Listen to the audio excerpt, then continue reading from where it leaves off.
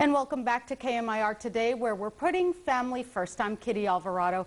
Now, in our first half hour, I took you on a driving course to test my skills behind the wheel, and, well, as it turns out, I did need to brush up on my defensive driving. Well, here with me is Seaman. He's the lead instructor you saw there in the video at the BMW Performance Driving School. Welcome, Adam. Thank you. Well, how long have you been a driver? Because when I saw you out there, you are amazing.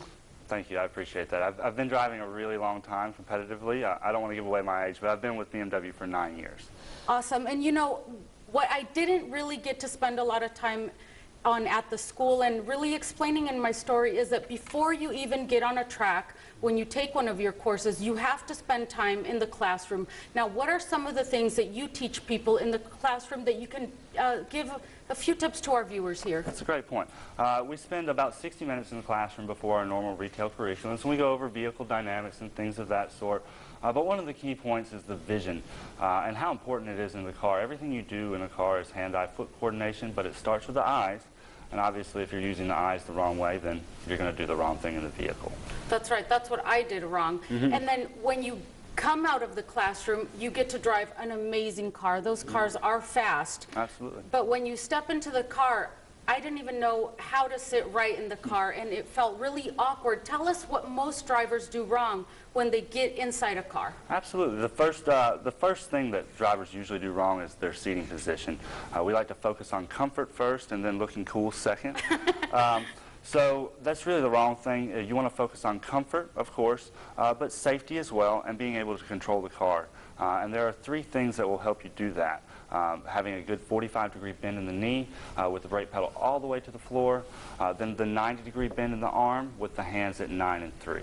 That's right. And then you said that that always use that footrest or the dead pedal to kind of position and brace yourself instead of gripping the steering wheel really tightly. Absolutely. Drivers, when they get into an emergency situation, they tend to death grip the steering wheel. A better option would be to use the left foot and the left leg on the dead pedal, the footrest in the floorboard. That way you can use your left leg to brace you in the seat back and remain relaxed with your upper body.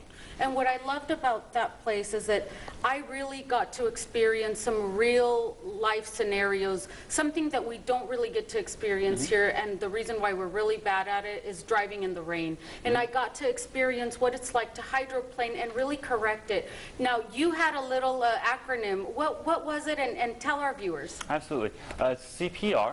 It's not what the paramedics will do for you, but it could save your life one day. It's correct, pause, recover. When you get into an oversteer or into a spin situation, you correct to the outside of the corner. Once you've stopped the rotation of the vehicle, you pause and let the car slow down and start to regain grip. And then once it starts to regain grip, you recover back to the original steering position before the slide started. I love that little CPR thing they had there. But now, what was one of the biggest mistakes I was making that most people make when they are hydroplaning? When even after you say CPR, pause and correct, what is the biggest mistake we make in the rain? I'd say the biggest thing that you did was just the initial panic. Not knowing, not having that experience behind the wheel in that situation, and then the panic causes mistakes to compound.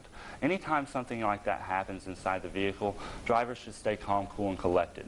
That way they can think to make decisions and then implement the decisions, opposed to having mistakes compound. And that's why it's so great to go to a school like yours. You offer a teen driving course and anywhere from beginner to advanced. That's why it's so great to go to a school like yours so that you can experience it in real life and then not panic. Exactly, exactly. Well, thank you so much. I learned so much, and hopefully a lot of drivers will visit your school, and if not, everyone can learn a lot from the little tips that you showed us here today. Thank you, Kitty. Thank you so much for being here, and thank you, everyone. We'll be right back after a short break.